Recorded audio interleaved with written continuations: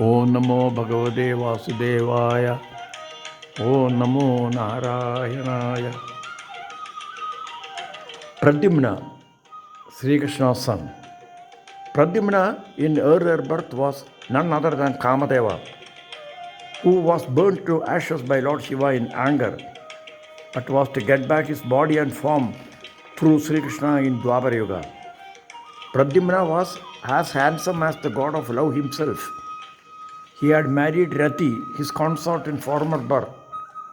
Pradyumna, as a 10-day-old baby, was stolen by Sambara, who saw a potential enemy in him and hurled the baby to the sea. Sambara, as we saw in the chapter on Devas and Asuras, was the son of Danu, one of Kashyap's wives, and the sister of Aditi and Diti. A fish ate the baby, and the same fish landed in Sambara's kitchen, where Mayavadi, the maid, who was Kamadeva's consort in previous birth, cut open the fish and found the baby and instantly got attracted. Narada explained to her who the baby was, and she instructed her spouse the art of overcoming through Mahamaya, the conjuring tricks of Sambara. Pradyumna at last killed him by severing his head with a sword, and Mayavadi, assuming her Rati form, along with the grown up Pradyumna, reached Dwaraka to the surprise and happiness of all.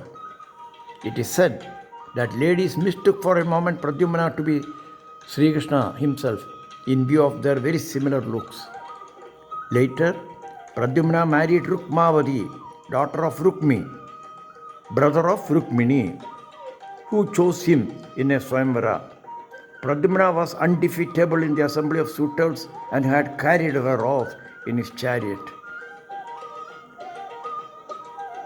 Anirudh, son of Pradyumna and Sri Krishna's grandson. Anirudh was born to Pradyumna and Rukmavadi, and Rukmi's granddaughter Rojana was given in marriage to Anirudh.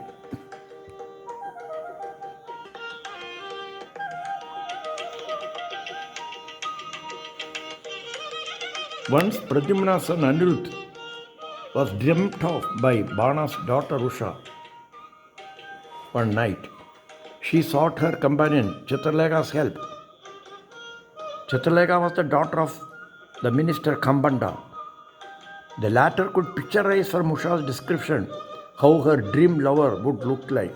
Later, using her yoga skills, she managed to abduct Anirudh from his bed in Dwaraka and to bring him to Usha's lying-in chamber, unknown to anyone, either in Dwaraka or in Bana's place. Later, on seeing a boy with his beloved daughter, Bana flew into a rage. Then followed a bitter war between Bana's forces and the one led by Balarama, Sri Krishna, Pradyumna and others who had gone in search of the missing Anirudh. In that war, Anirudh, true to his name, displayed great valor and proved that he was invincible. Banasuravatam. Bana, the eldest of the 100 sons of Bali and the great grandson of Prahlada, was an ardent devotee of Lord Shiva, and he had secured a boon that Lord Shiva would protect him always. As a fulfillment of that boon, Lord Shiva fought on the side of Bana, and Sri Krishna had to use Jambastra to put Lord Shiva to sleep during the fierce battle. Thereafter, Lord Shiva used a Jwara, a powerful blazing weapon, in response to which Sri Krishna, the manifestation of the Supreme Deity, used his own most powerful Jwara that debilitated Lord Shiva for a while. Sri Krishna's Sudarsana Chakra, the discus cut off, leaving only 4, the remaining arms of the 1,000-armed Bana, and spared his life. This was due to the word Bhagavan had given to Prahlada that none of his offsprings would meet death at his hands. And Bana, son of Bali, happily sent daughter Usha with Anirudh to Dwaraka. The story of Shamantaha Jam, marriage of Jambavati and Satyabhama. Jambavati. Sri Krishna had to clear his name as he was suspected of stealing the Shamantaha gem that was sun god's gift to Satrajit, whose brother had actually worn it and gone hunting when a lion had killed him and taken the gem. The Samantaka was brilliant and casting a radiance all round. The lion went to a cave where Jambavan was already there. A fight ensued and the lion was killed by Jambavan. Sri Krishna landed at the same cave following the paw marks of the lion and saw the gem with an infant playing with it like a toy. The nurse screamed at the sight of an intruder, Sri Krishna. Jambavan went into a fight with Sri Krishna, not realizing who he was. But then, after a long fight and being vanquished, Jambavan realized that it was his Lord, Sri Krishna. Jambavan recalled to Sri Krishna his previous birth as Sri Rama and was waiting to serve him again. Jambavan happily gave away not only the Samantaka gem but also his daughter Jambavati to Sri Krishna.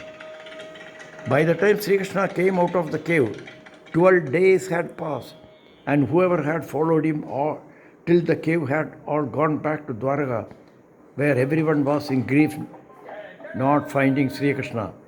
Satyabhama. Sri Krishna returned to Dwaraka with the Samantaka gem along with Jambavati and handed over the coveted gem to Satyajit, who had falsely accused Sri Krishna to have stolen it. Now, Satyajit in remorse gave daughter Satyabhama in marriage to Sri Krishna and also offered the Samantaka gem to Sri Krishna. However, Sri Krishna did not accept the gem and told Satyajit to keep it and worship it so that the kingdom would be filled with gold as a benefit of keeping the gem. Later, the Samantaka gem again disappeared because Sadadvana had killed Satyajit and taken it away. But the taint of killing for the sake of the gem stuck to the innocent Sri Krishna. As a result, in order to prove his innocence and to dispense justice, Krishna had to hunt and kill Sadadhanva for his criminal act. Sadadhanva had kept the gem for safe custody with Akrura. Sri Krishna asked Akrura to bring the concealed gem so that his name was cleared of the insinuation of murder and theft, and the gem was handed over back to Akrura only for worshipping it as ordained. This has a moral in that even rulers, however great, may have to clear their name from involvement in suspected wrongful acts or deeds by bringing out the truth, and truth shall triumph. Sri Krishna Krishna, Sri Krishna Krishna, Sri Krishna Krishna. Narayana Akhila Guru Bhagan Namaste. Loka Samasta Sugino Bhavantu.